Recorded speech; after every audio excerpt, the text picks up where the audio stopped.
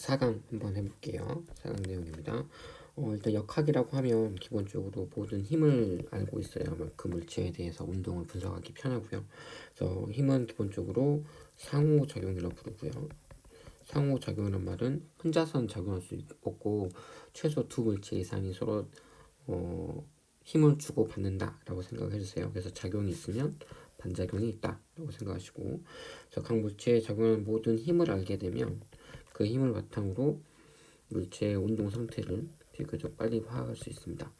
이유는 힘을 알게 된다면 이제 F는 ma, 그러면 A를 알게 된다는 건 나중에 속도를 알 수 있다는 소리고요. 속도를 알면 나중에 위치까지 파악하기 쉬우니까 결국 어떤 물체의 운동 상태를 비교적 빨리 확인할 수 있다, 이렇게 생각해 주시면 됩니다. 자, 다음 내용으로 넘어가면 힘은 방향이 있기 때문에 그냥 더하면 안 되고요. 방향을 고려해서 더해줘야 된다 라고 생각을 해주세요.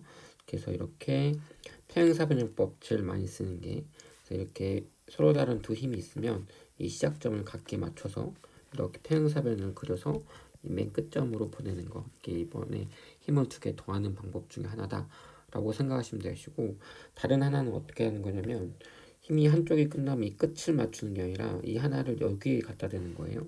그러면 F2를 여기로 이렇게 움직이면 F2를, 그러면 F1 가고 F2 가니까 결국 여기서 시작해서 끝이 여기서 끝나는 거죠. 그러면 결국 최종적인 벡터 방향이 이렇게 되는 거. 이런 건 삼각법 이렇게 부르는데, 이렇게 평행사변형을 그려서 하거나 삼각형을 그려서 하거나 이렇게 크게 두 가지가 있다 라고 생각해 주시면 됩니다.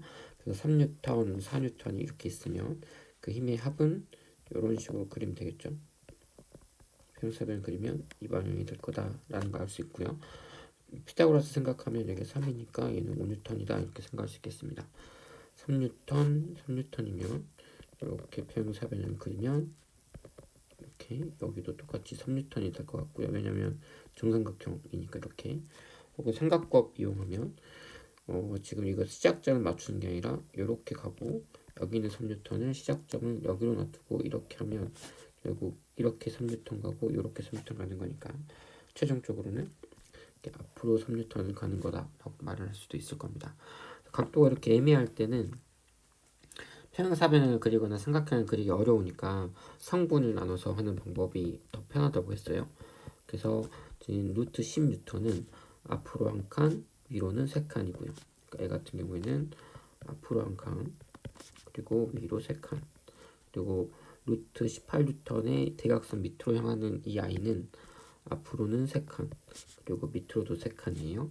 그러면 얘는 앞으로 3칸, 밑으로 3칸. 그러면 이거 두 개 더하는 거니까 위 3개, 아래 3개는 없어지고 이렇게 두 개에서 앞으로 4칸 가는 총 벡터가, 그래서 결과적으로 이 벡터가 되겠구나 이렇게 생각할 수도 있겠죠. 그래서 이런 식으로 성분을 나눠서 더하고 빼고 할 수 있다 라고 생각해 주시면 되겠습니다. 힘을 나누는 거는 아까 더하는 거랑 반대로 생각하면 되고요. 그래서 이런 힘이 있을 때 이거를 X방향, Y방향 나눠서 해보는 거 꼭 생각해 주세요. 그리고 할 때는 꼭 수직으로 나누시고요. 수직으로 나눈 이유는 두 성분이 서로 독립이 되도록. 그러니까 지금 이렇게 생긴, 예를 들면 이 방향의 힘을 만약에 이렇게 나누고 싶다라고 한다면, 수직이 아닌 이렇게 애매한 각도로 나누고 싶다고 한다면 이거를 키우면 이것도 같이 커지거나 작아져야만 이걸 만들 수 있는 상황이 돼요. 왜냐하면 이게 각도가 90도가 아니면 얘가 커지면 이 성분, 그러니까 1번 성분이 커지면 이게 2번 성분에도 영향을 미치는 결과가 돼서, 하지만 이게 수직이면 Y방향 성분을 아무 말이 커져도 이게 커진다고 해서 X방향 성분의 크기에 영향을 미치지 않는데, 이게 각도가 달라지면 1번을 키우면 2번도 따라서 커지는 효과가 있어서, 혹은 작아지는 효과가 있어서, 그래서 꼭 나눌 때는 수직으로 나눈다 라고 생각해 주시면 됩니다. 그래서 이렇게 200만큼의 힘을 작용하면 그 중에 앞으로 가는 거랑 위의 힘을 이렇게 나눠서 생각해 볼 수 있다. 여기가 60도니까 앞으로는 100, 절반이 될 거고요. 위로는 100 루트 3, 1대2 대 루트 3, 이게 60도니까 그런 관계가 있겠죠. 그래서 이런 식으로 힘을 더하거나 나눌 수 있다. 그래서 여기 있는 질문을 보더라도 사람의 질량이 60이고요. 그 중력 각도가 10이면 중력이 얼마냐면 F는 mg인데 ma인데 여기서 m은 60이고요. 가속도는 중력 가속도 10이니까 총 600N이 되겠죠. 그러면 지금 이 중력이 600N이에요. 근데 지금 보니까 이 사람이 가속도를 물어봤는데 이 사람은 연직 방향, 다시 말하면 윗방향이나 아랫방향으로는 가속도가 없대요. 그 말은 윗방향, 아랫방향에 작용하는 힘은 다 더했더니 0이 된다 라고 생각을 하면 되겠죠. 근데 이 사람이 지금 이 발판을 가지고 이렇게 쭉 밀고 있거든요. 그래서 그 힘을 이렇게 수직항력 N이라고 한다면 이 힘을 윗방향과 아랫방향으로 이렇게 나눌 수 있고요. 이 중력 아랫방향과 이 수직항력 중에 이 윗방향 이거를 더하면 서로 상쇄돼서 없애줘야 이게 0이 될 거고 이쪽 방향 성분만 남을 거다라고 예상할 수 있습니다. 그럼 총 1000 중에서 위로는 600이 필요하죠. 1000이고 600이면 피타고라스 생각하면 여기가 800이 되는 거다라고 생각할 수 있을 겁니다. 그래서 얘는 앞으로 800N의 힘을 받게 될 거고요. 총 알짜 힘이 이게 800N이냐면 아래로는 중력이 있고요. 600에 해당하는 그리고 이쪽 대각선 방향으로 1000N이죠. 근데 방금 봤지만 이걸 나눠서 생각하면 위로는 600 그리고 앞으로는 800 이렇게 나눌 수 있으니까 그 중에 여기 있는 600과 여기 있는 600이 서로 상쇄돼서 없어지고 그 남은 게 요것만 남았으니까 800N이 총 알짜임이고요. 이 800N을 할 때 방금 그린 이 빨간색 두 개를 더한 게 이 중력 수직항력 두 개를 더한 게 800인 거지. 지금 힘을 예를 들면은 지금 화살표가 분홍색 두 개 이걸 다시 옆에다 그릴게요. 혹시나 해서 말하는 건데요. 이거를 이런 식으로 오해하면 안 돼요. 지금 중력이 있고 수직항력 여기에 작용하는 힘은 이렇게 두 개인데 이거를 오해해서 세 개, 네 개, 총 4개 힘이 있다라고 생각하시면 안 됩니다. 힘은 이 빨간색 두 개고요. 지금 중력과 수직항력 두 개고 여기 있는 분홍색은 수직항력 중에서 Y방향 성분 얘는 수직항력 중에서 X방향 성분이지 여기 있는 두 개의 힘이 따로 더 있는 게 아니에요. 그래서 물체에 작용하는 힘을 모두 말해라 그러면 거기에 적용 힘은 중력과 수직항력만 있는 거고 여기 있는 보라색은 수직항력을 이제 계산하기 쉽게 하려고 두 가지 성분으로 나눈 거다 이렇게 보셔야 맞습니다. 그래서 결과적으로 이 중력과 수직항력을 더했더니 총 800N이 됐고요. 그러면 이 사람에게 작용하는 총 알짜임이 800N이고요. F는 ma. 근데 지금 보면 질량이 60이니까 결국에 가속도가 얼마가 나오냐면 a는 6분의 80 그러면은 3분의 40 이렇게 되겠네요. 미터 퍼 세크죠. 이런 식으로 가속도를 구할 수 있습니다. 자, 마찰이 없는 빗면에서 가속도 물어봤습니다. 빗면은 30도라고 했고요. 그러면 이 힘도 똑같이 한번 생각해 보면 이렇게 중력이 있고요. 그리고 이쪽 방향으로 수직항력이 이렇게 있죠. 수직항력. 자, 그런데 이 물체는 어떻게 움직일 거냐면 이 방향으로 이렇게 움직일 거예요. 이쪽 방향으로. 이쪽 방향으로. 그러니까 알짜임이 방향이 이 방향이에요. 다시 말하면 중력인 아랫방향과 수직항력인 이 대각선 방향을 더해서 결과적으로는 이쪽 방향 성분이 된다라고 생각을 하시면 됩니다. 근데 지금 보면 수직항력이랑 알짜인 방향은 전혀 수직이니까 이걸 굳이 좀 나눠서 분석을 해보면 지금 중력을 좀 기울여서 보면 중력을 이렇게 힘과 요 힘으로 이렇게 나눠서 생각할 수 있을 거고요. 실제 물체는 이 파란색 방향으로 내려갈 거니까 이 수직항력과 중력 중에서 수직 방향 성분, 수직항력 방향 성분이 서로 이렇게 상쇄돼서 없어질 거고 남은 거는 요거 하나만 남아서 색깔이 요거 하나만 남아서 내려갈 거다라고 생각하면 됩니다. 그래서 주의할 게 뭐냐면 빗면에 작용하는 힘은 지금 보시면 화살표가 빨간색 하나, 분홍색 하나, 보라색 2개 있다 해서 4개가 아니고요. 지금 여기에 작용하는 힘은 딱 2개예요. 중력과 수직항력 이렇게 2개고요. 이 중력을 성분을 분석한 게 좀 분해해서 나눈 게 이 보라색 2개다 라고 생각하시면 됩니다. 그래서 작용한 힘은 수직항력과 중력 2개고요. 그렇게 해서 남은 힘이 중력 방향 중에서 이쪽 대각선 방향, 빗면 방향으로만 남아있다. 그럼 이 크기를 구하면 되는데 여기가 30도면 여기가 30도일 거고요. 여기가 30도면 여기는 60도가 되겠죠. 네, 그래서 지금 보면은 중력 크기가 얼마냐면 중력이 mg니까 지금 이렇게 해서 다시 그려보면 중력을 이 방향 성분과 이 방향 성분 이렇게 나눈 거예요. 여기가 30도고요. 그러면 요 크기, 이 크기는 mg의 사인 30도가 되는 거죠. 이렇게 하면 이게 또 30도니까 사인 30도. 그러니까 저 알짜힘이 저 대각선 이 보라색 이 힘이 mg 사인 30도고요. 얘는 2분의 1 mg가 되겠습니다. 사인 30이 2분의 1이니까. 그러면 지금 가속도 물어봤으니까 결국에 F는 ma인데 F가 요거고요. 얘가 곧 ma 이렇게 말할 수 있겠네요.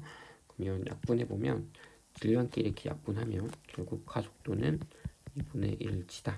그러면 2분의 1g라는 가속도로 얘는 밑으로 내려올 거다. 이렇게 예상할 수 있겠네요. 그래서 빗면에 작용하는 힘 말할 때 지금 화살표가 4개라서 4개를 다 말하는 게 아니라 2개만 말씀하셔야 됩니다. 중력과 수직항력. 이 2개를 더하려고 하다 보니 서로 방향이 이렇게 조금 각도가 있으니까 이 각도가 있는 상태에서 더하면 어려우니까 이거를 좀 쉽게 하기 위해서 중력을 두 방향으로 나누어서 분해해서 생각했다. 이것도 똑같아요. 여기 같은 경우는 수직항력을 두 방향으로 분해했고요. 그리고 이 경우는 중력을 두 방향으로 분해했다라고 생각하시면 되겠습니다. 아래 그림에서 물체의 가속도를 구하시오라고 했습니다. 자, 그러면 지금 여기가 30도면 지금 물체에 작용하는 힘을 모두 말해보면요. B는 이쪽 방향으로 mg, 그리고 이쪽 방향으로는 장력 T가 있을 거고요. 그리고 얘는 중력이 있고 수직항력이 있을 건데 위의 문제를 바로 생각을 해보면 얘는 이쪽 대각선 방향으로 작용하는 총 알짜힘이 mg 사인 세타라고 했어요. 근데 얘는 질량이 4m이니까 앞에서 4m 이렇게 붙이면 되겠네요.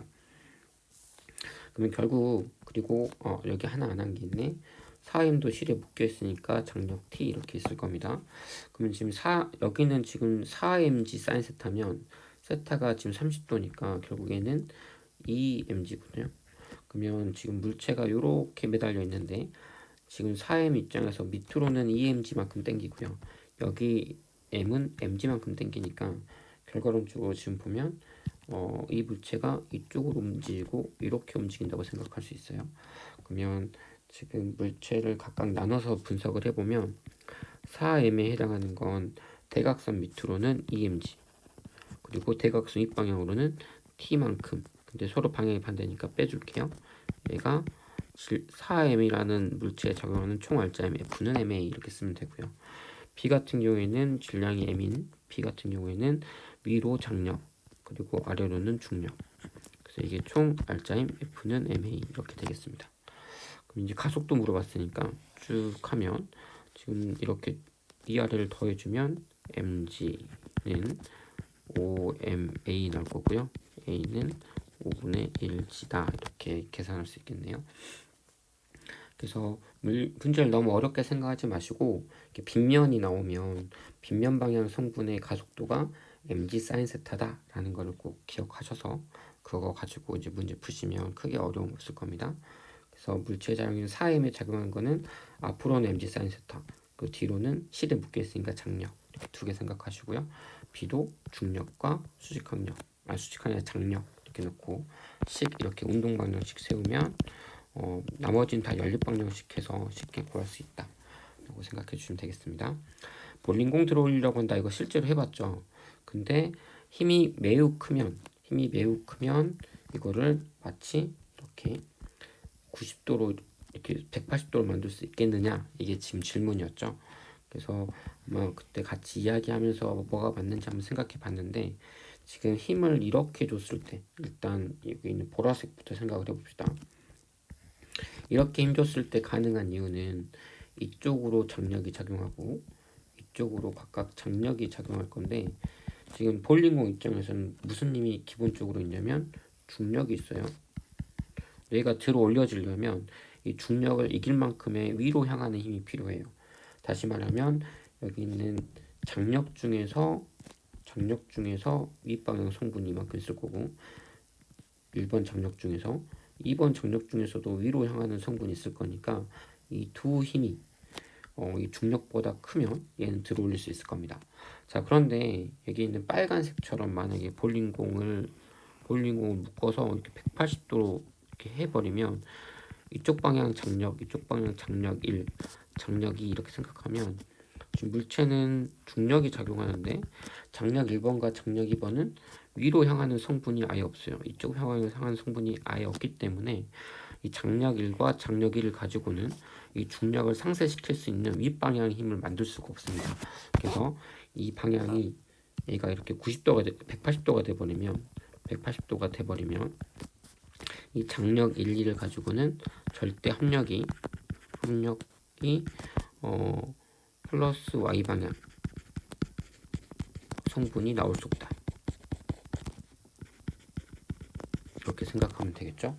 그래서 이 경우는 절대 180도, 아무리 힘센 애를 데리고 하더라도 이건 불가능하다 라고 생각해 주시면 되겠습니다.